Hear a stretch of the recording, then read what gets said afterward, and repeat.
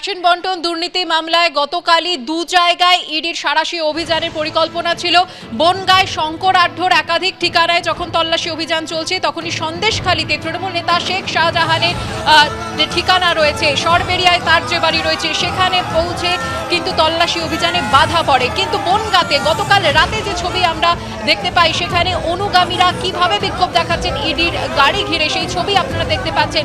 একই সঙ্গে সন্দেশখালীতে গতকাল সেই উন্মত্ত দুষ্কৃতীরা যারা ঘন্টার পর ঘন্টা তাণ্ডব চালায় শেখ শাহজাহানের বাড়ির সামনে, ইডি আধিকারিকদের তাড়া করা হয়, মাটিতে ফেলে মারধর করা হয়, মাথা ফাটিয়ে দেওয়া হয় ইডি আধিকারিকদের, সেই ছবি আপনারা দেখতে পাচ্ছেন।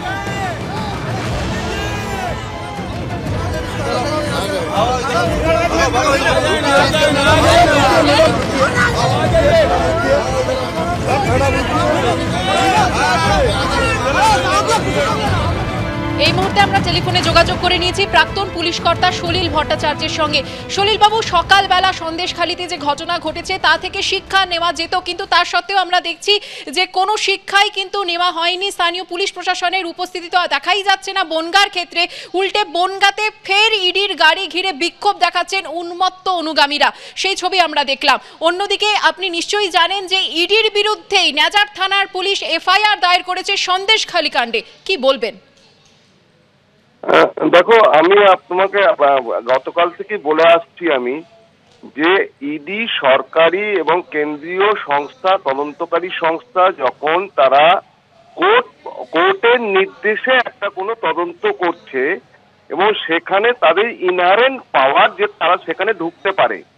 যদি বাইরে থেকে তালা দেয়া থাকতো তাহলে তালা ভাঙাটা অন্যায় হতো, কিন্তু যখন ভেতরে তালা দেওয়া আছে, সকালবেলায় 7টার সময় সূর্য উদয়ের পরে যখন তারা দরজা খুলছে না, তখন কিন্তু তদন্তকারী সংস্থার সেই অধিকার আছে তালা ভাঙার। 1 নম্বর। 2 নম্বর হচ্ছে তোমার যেটা প্রশ্ন হলো যে বনগাঁ থেকে আজকে শঙ্করাঢ্যকে নিয়ে ভোর রাতে ফেরার সময় তখন হামলা করবে তো, কারণ যে কালকে যে গন্ডগোল, যে বারবারিজম, যে ভ্যান্ডালিজম যেটা হয়েছে সারা পশ্চিমবঙ্গবাসী দেখেছে, যে ইডির মতো একটা কেন্দ্রীয় এস্টিম তদন্তকারী সংস্থার উপর আক্রমণ, সংবাদ মাধ্যমের যারা কর্মী আছে, যারা গণতন্ত্রের চতুর্থ স্তম্ভ, তাদের উপর দিনের আলোর মতো পরিষ্কার যে ইন্টেনশনালি তাদের উপর আঘাত এবং ইডি কর্মচারী, ইডির অফিসারদের হত্যা করার উদ্দেশ্যে হামলা, সরকারি কর্মচারীকে সরকারি কাজ থেকে বিরত করার জন্য হামলা, এবং তারপরেও কোনো অ্যাকশন দেখা গেল না।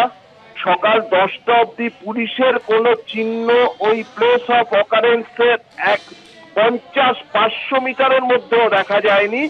সুতরাং আমি বলেছি যে এটার বিরুদ্ধে যদি রাজ্য সরকারের পুলিশ যদি কোনো সদর্থক পদক্ষেপ, এক্সেম্পলারি অ্যাকশন না নেয়, তদন্তকারী সংস্থা, কেন্দ্রীয় তদন্তকারী সংস্থা বা রাজ্য তদন্তকারী সংস্থা কিন্তু এরপরে যে কোনো তদন্ত করতে গেলে সাধারণ মানুষ এবং উন্মত্ত জনতা এবং দুষ্কৃতকারীরা ধরে মারবে, রাস্তায় মারবে ধরে। সুতরাং পুলিশের এবং রাজ্যের খুব খারাপ দিন, অন্ধকার দিন খুব আসন্ন এবং ঘনীভূত হয়ে আসছে। ইমিডিয়েটলি যদি অ্যাকশন না নেওয়া হয়, ইমিডিয়েটলি ওই শাহজাহান আর ওই দুষ্কৃতকারীদের যদি না ধরে এবং তাদের কড়া শাস্তি না দেওয়া হয়, তাহলে কিন্তু আগামী ভবিষ্যৎ খুবই প্রশ্নের মুখে। ধন্যবাদ সলিল বাবু।